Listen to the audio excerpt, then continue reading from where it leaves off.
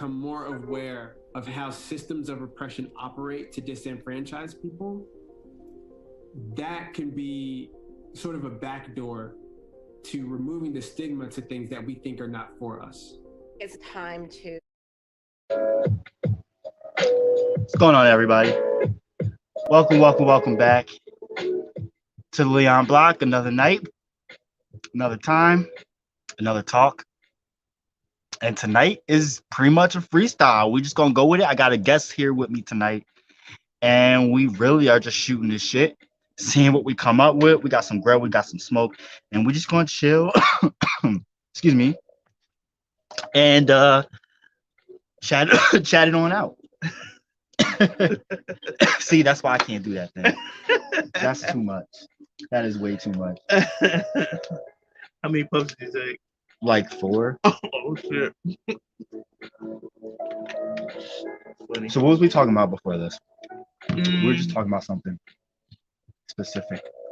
Listen, I don't know. This smoke is just so good. I forgot. Oh, I cannot with you. Talking about Missy. Hmm. Oh yes, we were. Mhm, mhm. Missy tracks. The amount of tracks on an album. Mhm. I mean, there really ain't even albums that come out much these days. Right. You almost have to piece your own grouping of songs. What's it called? Messing up. EPs. Well, yeah, just all like you have to make your own playlist. That's what it is. Make Oh your yeah, own yeah, yeah. playlist of all their songs so you can have a full track. For real. And then like they'll release a whole bunch of songs, and like those songs won't even make the album. Or a full CD. Or yeah. Mm-hmm. So yeah, last night I did an episode about how I was a sex worker, how I had been homeless, a short time when I dealt with addiction Mm-hmm. and trials and tribulations in my life. I had a bunch of stories to shell out. So how about you? You got any stories to share? Mm,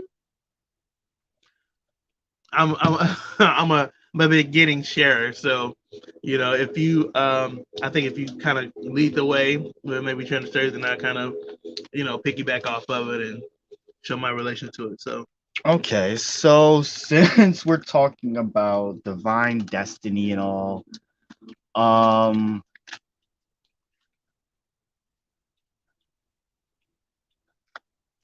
coming full circle on understanding, navigating how we spoke about this before, treat how you treat other people and not expecting them to treat you the same way that you treat them. mm-hmm. That is something that I am definitely learning right now as far as keeping my energy fresh and I can vet it the way that I want and no disruptions, minimal disruptions, I should say, Mm-hmm. and all of that. Because remember, we have to make sure that we are doing what we can to honor our ancestors Right. by diminishing the generational trauma generation by generation. Mm-hmm. You know what I mean? And so like just being actively in the present and being active and understanding of the things that you're going through, but also giving yourself grace. Like I can be a people pleaser. Mm-hmm. I know this, and I'm working on saying no more. Mm-hmm. I'm working on not asking why Mm-hmm. and living in that truth, living in my truth and not caring what other people's truths are. Mm-hmm. What say you? You said a lot. I always do. And it was you got to slow down with. I got too many things going on. If you guys hear me smacking, I'm hoping I'm not. Hoping you're not hearing me smacking, but I'm had this chicken Caesar salad. Oh my goodness, it's so good. But I've had better. oh wow. Because I know what Caesar salad you eating. Like it's all good though, as long as it's nourishing you. Mm-hmm. That's all that matters. long as it's feeding. With the extra dose of Caesar. Yeah, now that's what I'm talking about. Mm-hmm. Extra Caesar on the side. Right. Now, what was the question you asked again? Y'all don't judge me. I have been smoking. So, what was the question you asked me? So, like, what do you say about, like, do you have any stories or advice from, like, having to really double down on making sure that you're not, because it sometimes can be hard to uh because you want people to treat you the way that you want to be treated, Mm-hmm. or the way you think that Mm-hmm. one should be treated, and then Mhm. someone dicks you over, or you're trying to see the good in a person Mm-hmm. when really they're just a horrible person to you. Mm-hmm. Like, they treat you that way, they may not treat everybody else that way. Right. They'll treat you that way and treat everybody else really kind, Right. and it leaves you in a feeling gullible and knowing that you're feeling really stupid, but there's nothing you could do about it. So I definitely have I'm learning to move a good past story. that. I have a good story about that. Go ahead. Well, it has it's different types of situations. So I used to work at this bank, and not to list names of companies, but there was a situation where the job that I did required me to be within a group of people and in a vault. So in the vault, what we would do is we would count the stock certificates, and the person that would actually allow us into the vault was, I don't know, she was a ditzy little thing, but she would always be very combative, like say little smart, little sly comments, like one of those. well, how are you today? Or just something just out the way. You know what I mean? Yeah. And if I had been the Jeremy today, that I was before, I mean, well, sorry, that if I had been a Jeremy then that I am now, listen, it would be a whole issue. Different story, right? Listen, because you wouldn't have got that one out. But even in that, I had to take it up the ladder to have it addressed, because that's pretty much like harassment, and I try to be a good person, but like you said, it's just a horrible person. And only after her ass got threatened with losing her job did she kind of like calm the fuck down, But yeah, I don't know, man. I kind of think about that in the line of work that I am, and I mean, yeah, the line of work that I do, and I have to deal with the public all the time. And like you said, they're just some people just aren't good people, and you just have to fight through it and just like hurry up and just get them out of your face, But yeah, no, it's a whole get out of my face from the jump. That you won't bring that energy around her. I am not sorry. We won't have that today. You shall get out of my way. And while we're talking about get out my way, move, bitch, I want to talk about holding your space. We have brought that up. I brought that up in another episode. But I really want to know how you feel about it. Have you come across white folk or privileged people in spaces, public spaces, transportation spaces, shopping malls, what have you, out and about, doing your thing, and you need to get somewhere and they're in your way? You say, excuse me, you try to maneuver around them, they don't move. And then when they see you, they look at you as if you're the problem. Or you're standing somewhere and they come up to you and just expect you to move. They don't even say excuse me or anything. They just expect you to move out of their way because they think they own everything. And that's part of the, the showing of the privilege. Right. Let me see. Let me think. That's a really good question. Kind of thought about it, but I kind of took it to a different perspective. Typically, I'm a really nice person, and kind of give people the benefit of the doubt. So I was just recently, like I told him earlier, I was just recently at eyeglass place trying to get new frames because my frames are broken, and we could just use the actual lens and put them into a new frame. Right. So of course I had to buy the frame. Well, pick out the frame, buy the frame. But at this particular juncture, I was still making my final decision on which frame that I wanted to get. And there was this lady. Now, this just pisses me off about this, just people and their white privilege. Now that's a whole conversation by itself. Right. But literally, she yells over, should I have to, do I have to, I just want to ask a quick question. Do I have to wait or should I just leave? I should say whatever you, and the lady was telling me, said, whatever you want to do. You can leave or you can stay. But you gotta wait. So let me get this straight. the person, the employee was taking care of you. Mm-hmm. She happened to go to one side of the store. Mm-hmm. You were on the other side of the store. Right.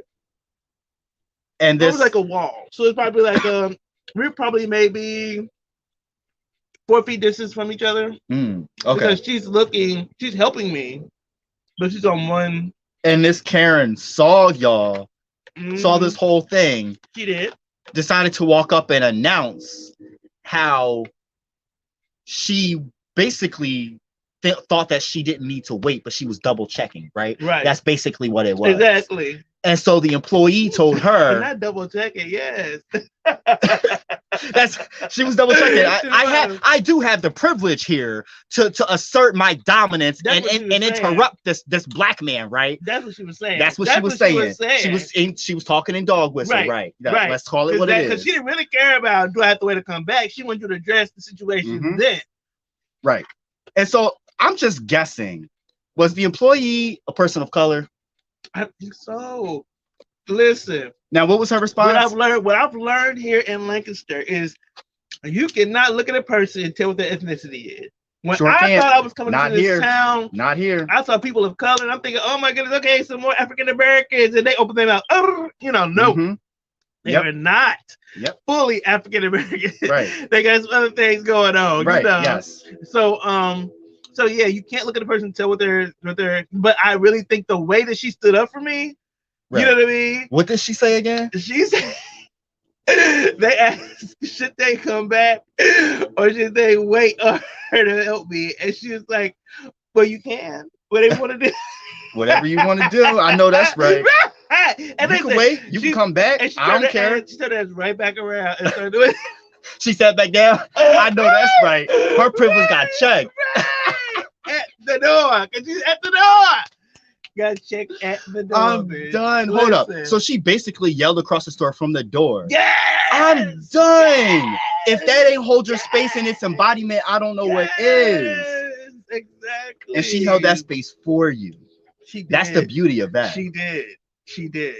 She definitely did. Because that was real as fuck.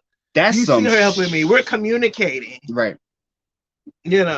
So I definitely appreciate it. And normally I would have been like, oh, okay, we could answer that question, but not today. No. I'm over it. I'm like at the previous job I worked at, even though I want to bash their asses, but I'm not going to mention it. Right. But previous job I worked at,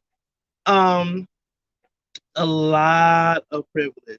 When I say a lot of privilege. Well, where you was working at, I completely understand. I don't know how you did that. I had a whole strain, forgot it, but here's my back up. Look, you got to do what you got to do. It's all about survival. We talked about that last night, right? Sometimes you got to do what you got to do. And I don't knock people who got to work in environments and around people that they really cannot fucking stand. If anything, I commend your strength because that takes a lot of shit to be able to deal with that shit. Literally and physically. Literally, physically, mentally, tangibly. You just want to reach across that counter and grab them by the neck and slap them upside and say, what you say? Right. But you can't. It's one of those things where like you're daydreaming it. You know what I mean? And then like, they're like, hello, sir. And you're like, oh yeah, let me get you your change. Get the fuck out of my view. Like, this is the life that so many people are living. Like they really cannot say the things they really want to say. But we're not talking about that specific company, so you can say what the hell you want to say here. I feel like, you may shit on the little man, but if we didn't have them, then who would fix your burgers? Right. Who fry your chicken? It's from the bottom up. Who put your cabinets in your house? Right. Who would sell you the car? Blue collar people. Show if you're respect. If you're not lifting the bottom up, nothing gets up. For real. Right. That's a word. Text me that. Text me that. If you don't lift the bottom up, nothing gets up. Yes. Yes, because you lift up it's like crates. You lift up. Facts. And the other thing that go along with that is uniting, because we're so incredibly divided and pitting people against each other. And it's going into what we were talking about and tying into divine destiny. All our destinies are intertwined.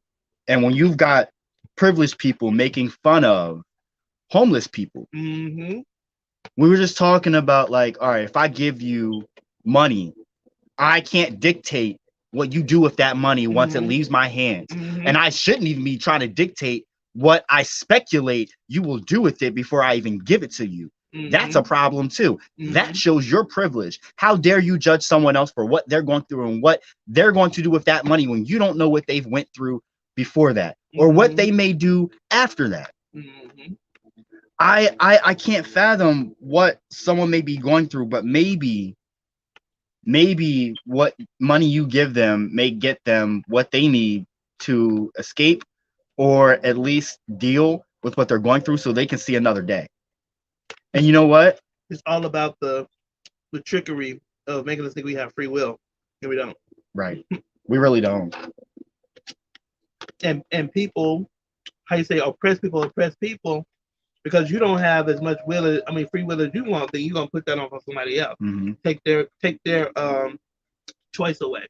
Yeah. I saw something about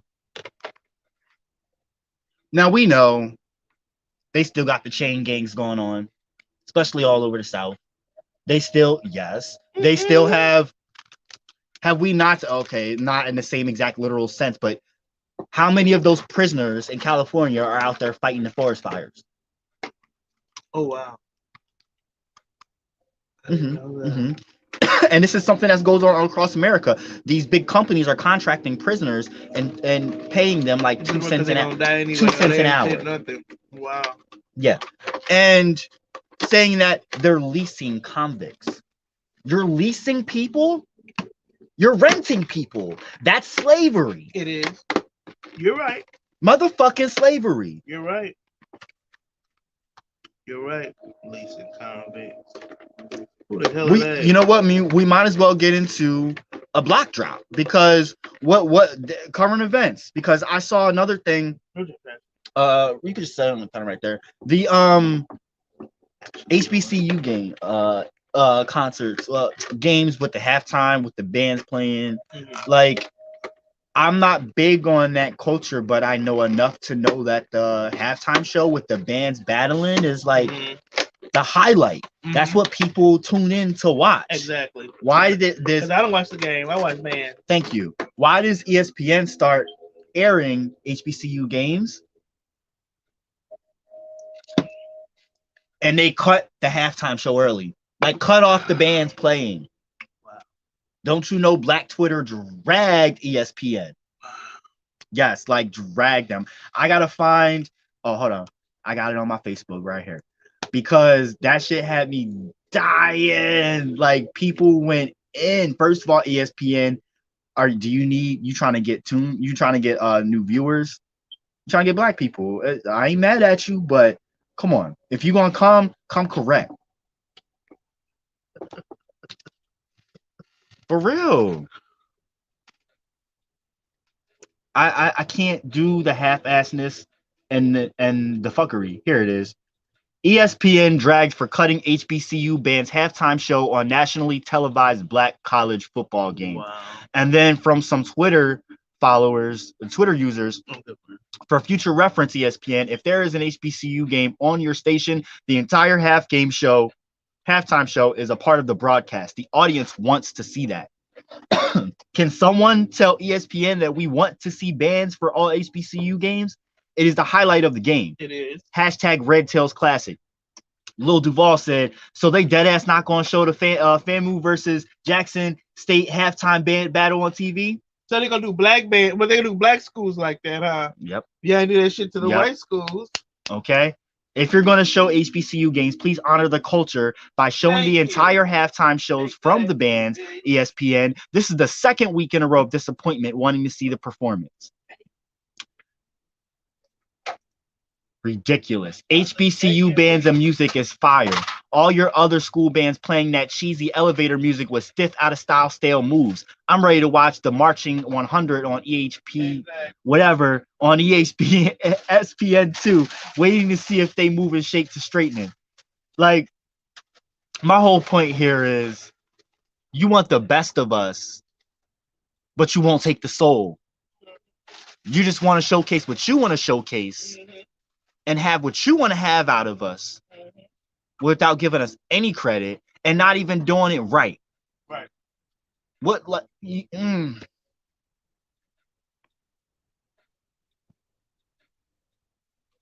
Any news stories you heard of lately? Let's see. Trying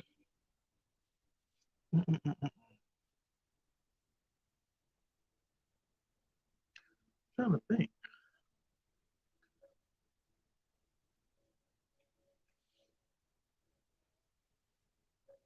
Nothing is really jogging my memory, or anything. It's just crazy. Yes. It's always something. Especially in Oh, I know. It's always something. Well, I guess that's it for Block Drop tonight. But I just find it not surprising that this is going on. What I do love is the fact that people are not having it and are not here for it anymore. That I'm here for all the way. You know? Exactly. Definitely. I get so concerned with just seeing so much on social media when people are reporting the happenings when Black people are being oppressed or beaten or cops are involved. I don't know, like I wonder, am I wrong to like want to just scroll past it? Because I feel like it's not that I don't respect it for what it is, but I don't want to like be weighted down with anvils because of something that's very systemic, but it's very heartfelt and connect, and that's also another way that we connect as a people. When something horrible happens to one, then it happens to us all. Here's my thing. If you were killed or something happened to you that wasn't right, would you want people to keep scrolling and not care? They don't have to invest in empathy, but wouldn't you want them to show compassion? I mean, I see it, so it's not like I just like, no. I actually stop. I listen to see what's going on, and then I kind of like move on because Why not say a prayer and then move on? Why not send some love, energy, and light, and hope, and genuinely want justice? I thought you were going to say for that man to die. Somebody else can want that. That's their life and their karma. I'm not going to suggest that, but if it happens, hey, it is what it is. I never suggested that, and I won't. But I know that there's evils in this world, and people think some crazy things, and somebody else will, and I ain't mad at them.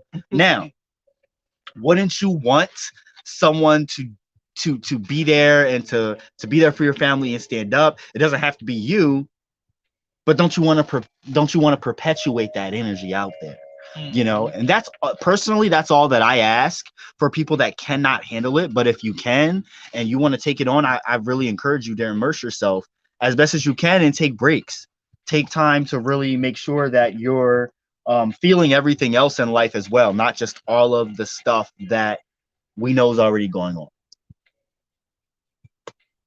As it is, we're so immersed in working, shitting, eating, and fucking that we don't focus on the good feeling things. Not necessarily in that order, but yeah. Look, I don't even know the order I gave out. It just came out. It was good.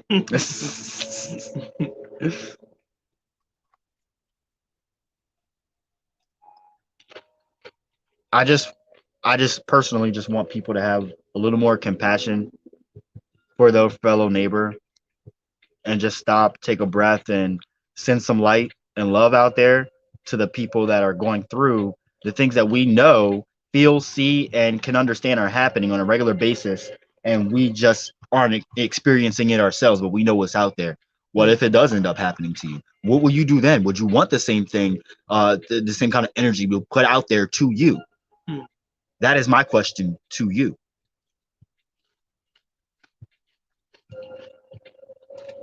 I mean, it makes sense what you're saying. I don't have anything to come back to you on. Mm-hmm. Why you trying to pontificate?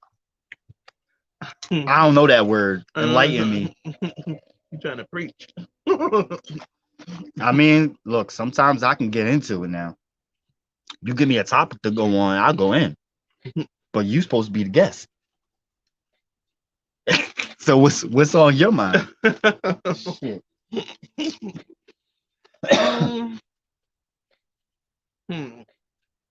Mm-hmm.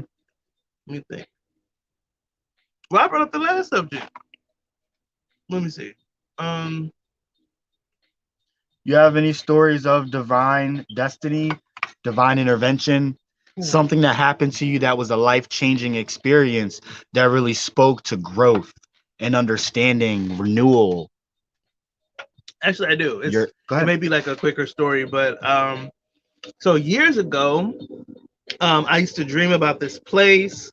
I actually was floating in the sky, and or flying in the sky, and I got to this big building. This building was like brick. It was an older building. It had archways. It had steeple, church, steeple or whatever. And sometimes I get to fly a little bit around the building, but then I would wake up. Mm-hmm. So I had this dream about 2 or 3 times.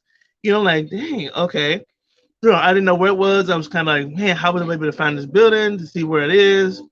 And there was no way possible, of course, because it's like, cathedral type buildings all around the world. So I ended up having, gone through some things, with my partner passing away, and just really trying to find a safe haven because I was coming into my own. I was waking up and feeling more comfortable in my own skin and loving myself more.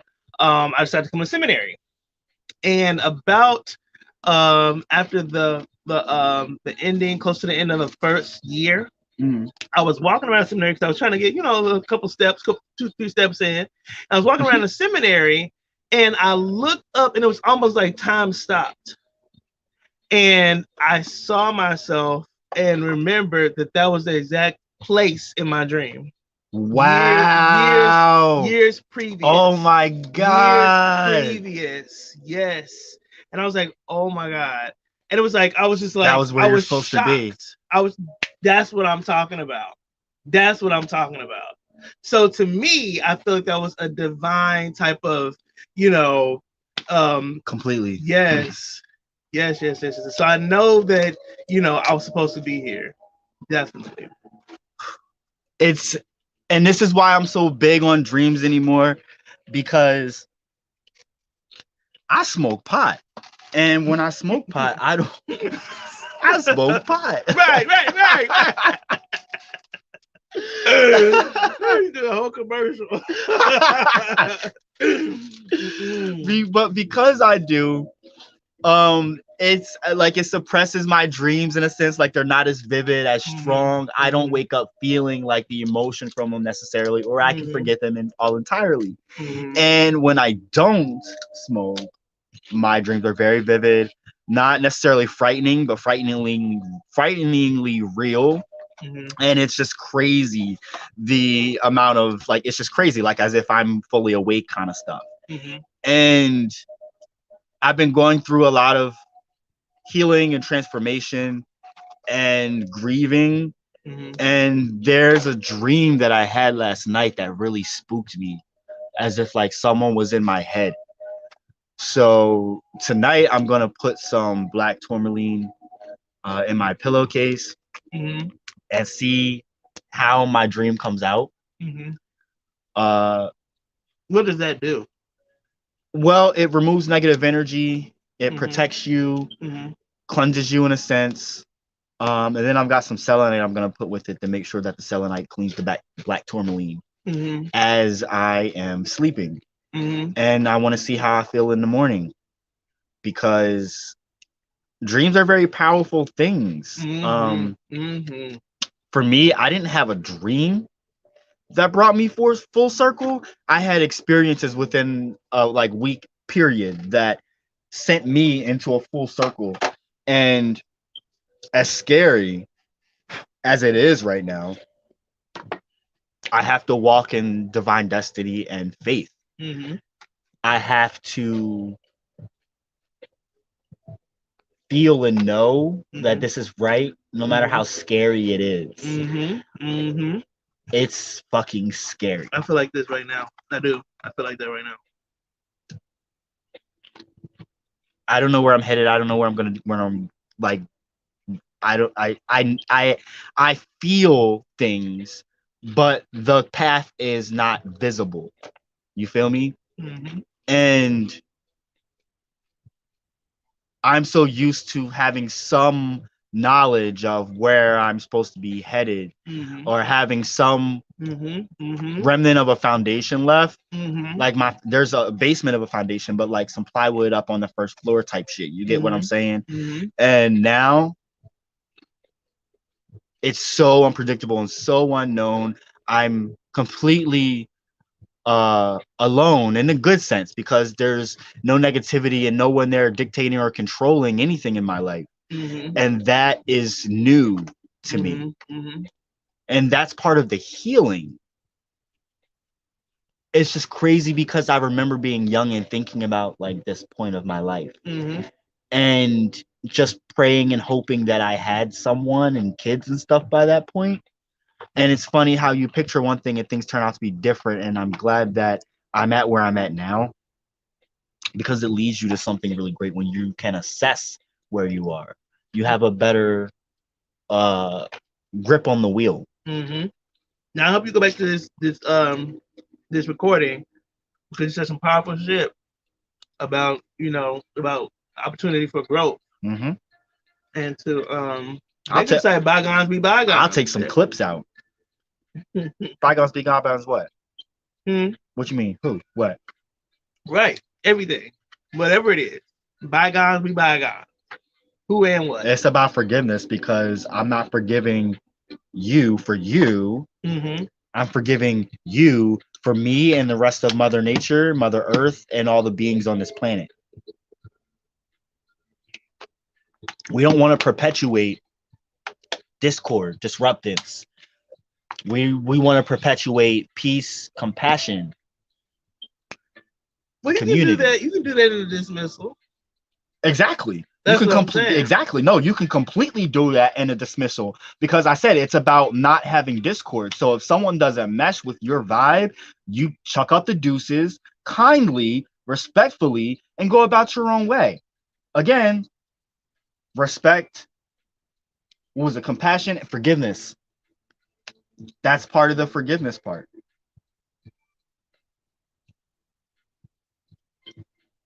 What say you, dude? Yeah, I think forgiveness is definitely a foundational piece, But I still, even with the forgiveness, I'll just even with the forgiveness, we can be in our, personal corners of the earth. That's right. So absolutely. And you know what? It's people are like so on this toxicity wave, and it's a powerful word, and I'm not saying that it shouldn't be used, but a lot of times it just has to do with simple energy and vibe. And learning, because you were talking about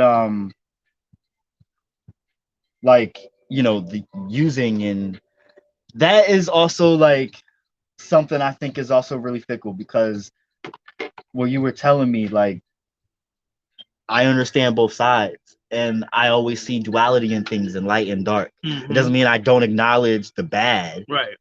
But I acknowledge that there's a part that plays in that how it came out to be that way. And I try to understand the totality, the light and the dark, because they make up one thing. Right. You can't understand one without understanding the other. And a lot of people just want to dismiss one and focus on the bad. Right. Well, the bad doesn't make up the totality. So why are you only focusing on one? What sense do you make? Right. And so that was the point of why you asked for my advice. You wanted validation of morality in the sense of finding a medium in that duality. Feel me? I do. So my question is, I can't know what my statement is, that I can't stand you sometimes. Don't ask, don't ask me a question like you don't know what the hell I'm asking. You know what I'm saying? Because earlier it's like, so you're just trying to verify. You gonna ask me a question, then you gonna let it drop, and now you're gonna bring it back up. That's how you ain't shit. What you talking about? Oh, I am shit. Right. I am shit. No. But I don't get you. And then you process, and then you process, and then you process more, and then you process. You know, the world could have thought that. And then I just drop knowledge bombs, right? I'm sorry. No, but I'm just saying, like, you know, don't try to play me. You. Is what I'm saying. Don't try to play me. Ain't nobody trying to play like you. You didn't know. Look, you act like you didn't know why I told that story, and then you're gonna come back, 10 years later, and try to give me a read. About me or about you? About me. And what my motive was. I didn't think you had any. I'm being genuine. I didn't have like a bad one, no. But I was just, the way you put it was very on point. Bad.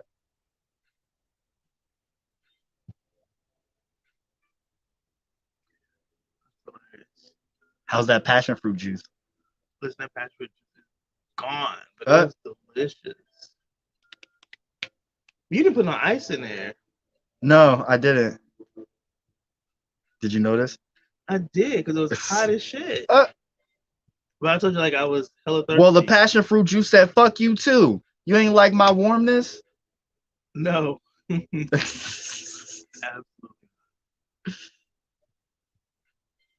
So, I'm working on some really powerful poems coming up. I'm really nervous. I don't know. I've been just feeling my creativeness lately and just going forward and writing some stuff, and I'll share it with you. I'm not going to share it with the viewers right now, but I'll definitely record a video and see how it comes out. Okay. Sounds good. Yeah. I'm sure it's beautiful. Being nervous over nothing. I know. I try my best to not. I don't compare myself to anyone, but I try to make sure that I'm not like letting myself feel less than somebody else or anybody else, because I know my capability and my worth. I know my products. But it's just hard, like, selling it to get it recognition. Does that make sense? Because I'm just hard at, like, yo, this that shit, like that's like advertising, exactly, or basically proving your brand is worth taking a chance on. Yeah, like I guess I just assume, like, oh, people will see it, people will know about it. Not really. You know what I'm saying? Like, so that's something I'm learning right now.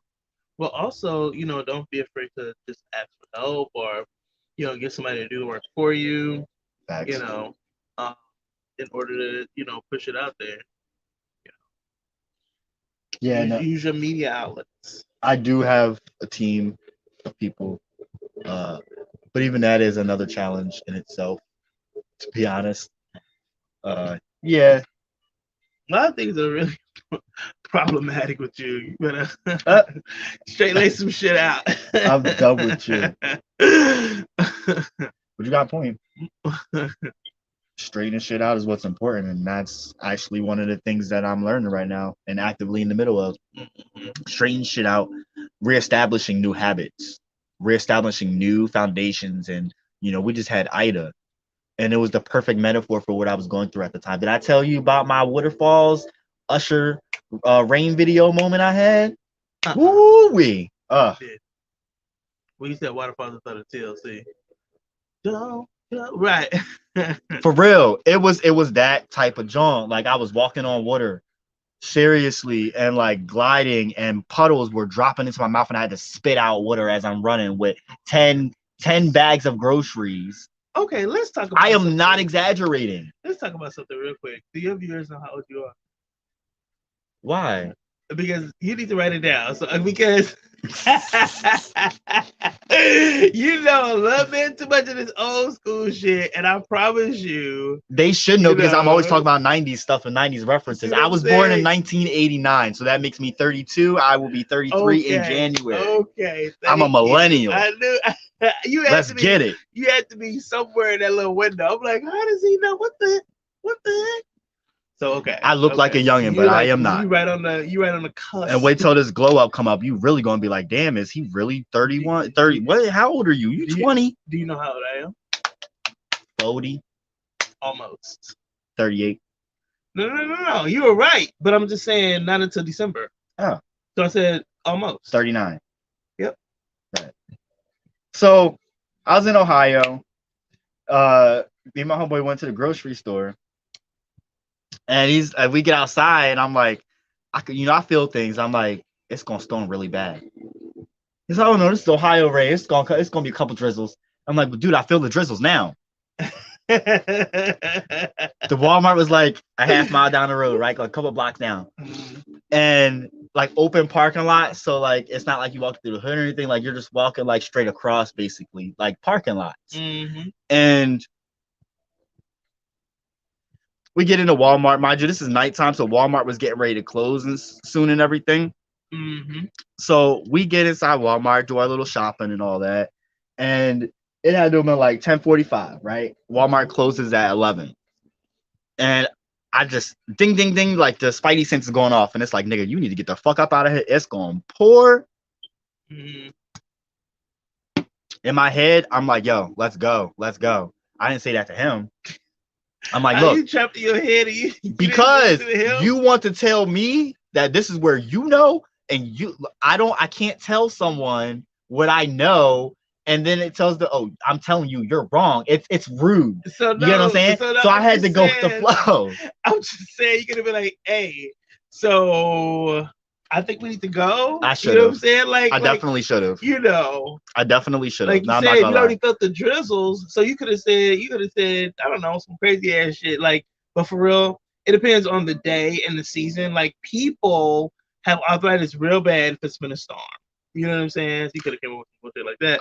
Because it affects me really bad. I didn't think anything. I was just like staying in my own world, and I should have said something because soon as we walk up out that store. So what he say then? Lord have mercy. Right. When I say it was raindrops like this. Raindrops. He just lifted like a bottle cap. Raindrops the size of quarters. Raindrops the size of quarters. I am not exaggerating. And I'm like, yo. And my nigga is like a little bigger than you. Mm-hmm. He's not going to run like how I walk or run. Mm-hmm. You feel me? Mm-hmm. So I look back and I look back again. I'm like, give me a couple of them bags. And I just, pew!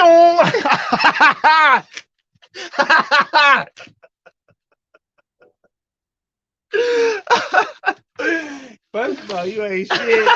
But you a good I done. So like I'm not that kind of person that was just like, it's his house. What am I gonna do? Run there and then be like, oh yeah. Like I'm just gonna no. So I went back to him. Wait a minute. I went back to him. By that point, it's raining cats and dogs. Let's talk about this. Right. Okay. Right. Is the distance, first of all, like the size of a football field? I'm just asking. So it's a half mile, maybe more. So it was longer than that, maybe 3 football fields. So I'm laughing at the fact that your ass left his ass like, oh shit, that's the bullshit. So you ran back. I didn't run. I didn't run away for far. Listen, hold up a second. Listen, let me tell you. I'm gonna paint the picture. Hold on. Okay. So we had just got out the Walmart, right? And we walked like out the one part of the parking lot to the next parking lot of the next complex. You get what I'm saying? So it wasn't far. Boom, boom. Mhm. So when I took off from him, it was still some light out. I walked maybe 1,000 feet. I ran like 1,000 feet. By that time, I was completely soaked and it was dark. I'm saying like it was night. I did not run far. Like I literally for 10 seconds, I ran, shoot, shoot, shoot, shoot. Oh my God. Like, what the fuck am I going to do? He has the key. So I turned around. So I start like kind of like getting him to move a little faster and walking with him. So he's like, hold on. And I'm like, what? So he runs up underneath the storefront. I'm skinny. I'm 100 pounds dripping wet. True. If that. Like, come on. I'm like, come on. So I get cold really easy. It's cold now. I was cold in the Walmart because Walmart's fucking cold to me. And I was like, someone told me to bring a hoodie, but I didn't. I should have. Because I should have listened. Right. But I didn't. So we're underneath this storefront, you know, under a canopy. The wind's blowing. I'm just like, just teeth chattering Right. and just shivering from head to toe. And I'm like, what are you doing? I'm calling an Uber. Okay. 30 seconds later. Fuck. What? It's a 20-minute wait. All right, let me get them bags. I took the bags and left his. I took off. Now, as I took off, I got I got halfway through the parking lot. Okay. Before I got so weighed down with water, accumulating in the bags, accumulating on my body, weighing me down. Was that like a hurricane? I felt like a pelican his mouth full of water because the rain was just dripping on me and I couldn't breathe. I'm like, and the water's just pouring in my mouth, like spitting out the water as I'm running. Like both my arms are skinny, but I'm strong, but I can only be strong for so long. You got this right, and that's the middle of the water, right, and that's the middle of the second parking lot that we was in. And my nigga, there was like three more parking lots to get through, and then a field before we was in the apartment complex. Now I was in the apartment complex because he stood and waited. Well, he walked. Well, I ran under to the other end of that parking lot. I ran to another canopy and stood under there and caught my breath. Resituated my hands with the bags, you know what I mean? Because you know you carry for a lot. Yes, you know, if you like the little indentation, right? Because if you a person that had to walk from the grocery store and you know it's like on the other side of town, you got to readjust your hands a couple times. And so that's what I had to do, get my breath together, and then I took off. We had to do that. I know it's a car, so I ran straight to that shower, let the hot water pour on me. I was so dizzy. Like, I don't run. I'm a smoker. I can't run. I can run, but I shouldn't run. It's unhealthy for me. I felt like I was going to die. And all that water, that was ridiculous. That was literally something out of a movie I felt like in an Usher video. Like, it was that type of fake rain. I've never experienced anything like this in my life. Is this what they do in the tropics? I was in Ohio. So the question I have then is, did your buddy wait on an Uber? No, he just took his time walking. By the time I got out the shower, he was just getting in. Oh yeah, I got the keys off him when I got the bags from him, so I could just run straight to the house and run in. Right. Yeah. So by the time I got out the shower, then he walks in the door. Pretty much. That's crazy. Oh my goodness. I was running. Yo, that rain was. Forrest Gump. I was running. For real. That was the craziest thing to me. But you say you got to the second tree was drenched. Yo, when I drenched ain't even drenched is more than understatement. I know that he was drenched there. Oh yeah, he was drenched too. And so the thing is, running through that storm and the things I was going through, it was like, this is so significant of what I'm going through. This is a hell of a downpour, but I got this. I'm almost there. I will be out of the rain soon, and I'll be all right. I can take these clothes off and relax after that. I'll be all right. This is a metaphor for what I'm actually literally going through right now. Jontel, you're gonna be fine. You better keep running. Right. Cause I felt like I was gonna die. My lungs was giving up. Right. But I got through it. I can't believe that you said the water's going in your mouth too. That was the part that people don't believe me on. Like I was spitting buckets out.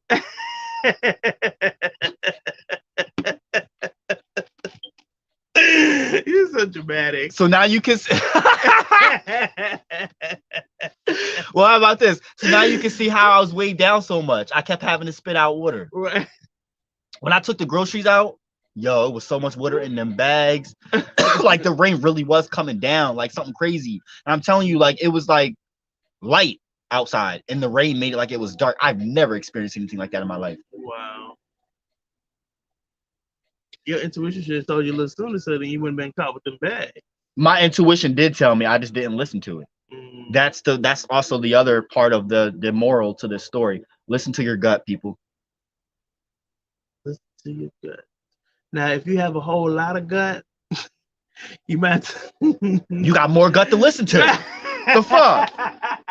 Y'all the most in tune bitches around. What the fuck you talking about? Shit. Oh man. Ooh. That's why. Well, actually, it's proven a different reason why, but I think y'all have more heart. But why they say that is because, especially for big, tall black men. Well, I'm not that tall. Right. I'm about but average. For big, tall black men, they're seen as intimidating. And so to counteract that intimidating, if you don't want to feed into it, like some people will feed into it because they don't know how to act, and that's the way that they react to it, other people will try to make themselves as far away from that stereotype as possible by being super kind, super nice, and finding jobs in environments and situations that are far from ever presenting them as being dangerous or anything associated with that stereotype. So most big black men you come across are like the kindest, sweetest people you'll ever meet. I think to an extent, it's just I think to an extent that could be possible. Yeah. But I also feel that there's another side where it's a show. You know what I mean? And completely. And Code not switching. not even like something you would see on a Broadway play, but it's something that's ingrained. It's the foundation of who you are. You know what I mean? You can't not be passionate about something that's wrongly done, you know? So it's just, I don't know. I think like that too. I really do. Because, for example, it was good scenario. So I was on an interview today, guys, and there was a questionnaire that I had to take, and well, not a questionnaire, but it was the interviewer was asking questions of scenarios, and they said, well, if you're in a situation where somebody was looking for housing and the potential landlord heard their accent and then immediately asked, well, where is she from? With a bad disposition, how would you address that?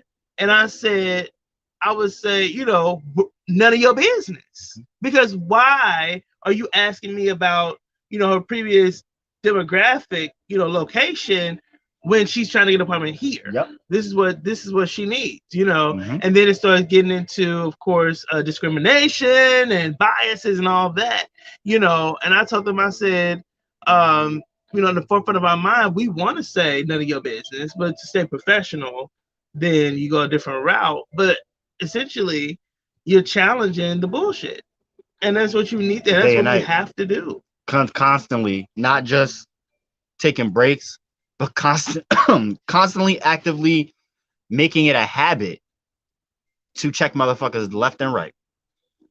You can be kind about it. You can still be compassionate about it and be you in the way that is uniquely you. I got some people together, and I didn't have to use profanity.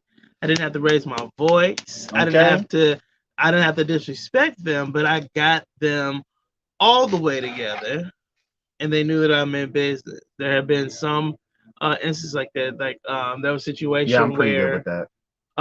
what'd you say? I'm pretty good with that too. Just getting that Right. point across without being like necessarily rude. Right. I mean, don't get me wrong. I could be rude if you want me to. Like how you just cut me off telling my story. Yup. Sure did. Proceed. I'm sorry. No. Now that you're the story, you can't cut me off. Facts. Smoking this shit. What was I going to talk about? See, I really did damn forget. it. That's your fault. Oh my God goodness. damn it. I'll probably save the viewers. Well, we was talking about the interview and housing and the question. Oh yeah. Thank you. And so yeah, I pretty much said it. You know, that's definitely something that we have to, like you said, you know, that's still also, I think, was standing your ground and standing your ground for somebody else, you know. Holding your space. Right. Yes. There you go. Yes. Exactly. And fight against systems of oppression. You know, and some people say, well, I'm an advocate. I'm somebody that's, you know, I love black people. My best friend is black. That gets on my damn nerves. But then, you know, when a situation comes up where that person needs you, where are you to be found? You know, you don't want to be seen, you know, around that person because of, you know, losing your right to privilege. You know where these people are? They're too busy working and going on vacations and spending time with family, living their life, trying to maintain what they have, not worrying about the fact that we've already lost a lot of things that we have, and don't give two fucks. They just want to act like and say and claim that they do. You got to charge up your phone. I sure do. Oh, it's fine. You know your phone, like people driving on fumes for their car.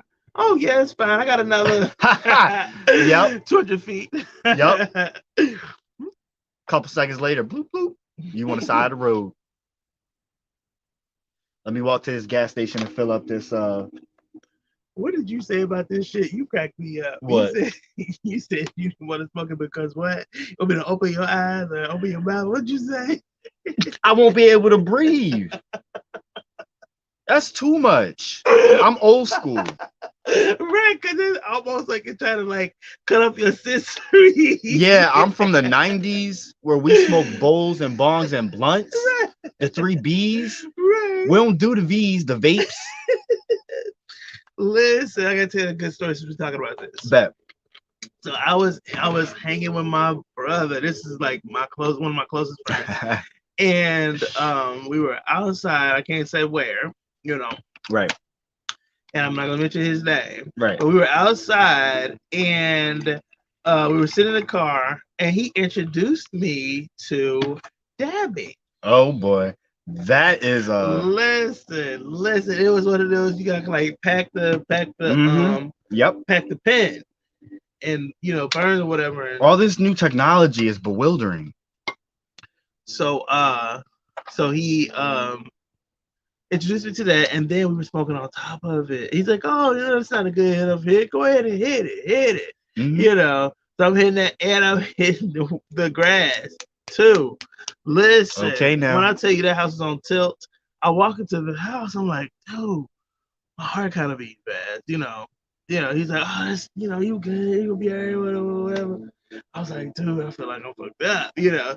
So then I go over to like it's like the older houses in St. Louis. Mm-hmm. They have like the wood doorways. Okay. You know, like the whatever, and they had the wood doorways even in going to the next room. Mm-hmm. You know, not just okay. On the each room has that. Right. Got you. So I'm walking into the living room and I stop right there at like the threshold, and when I tell you my breath took like it was like, and I didn't like. I'm like, oh my god! I didn't give my body permission to do that. You know what I'm saying?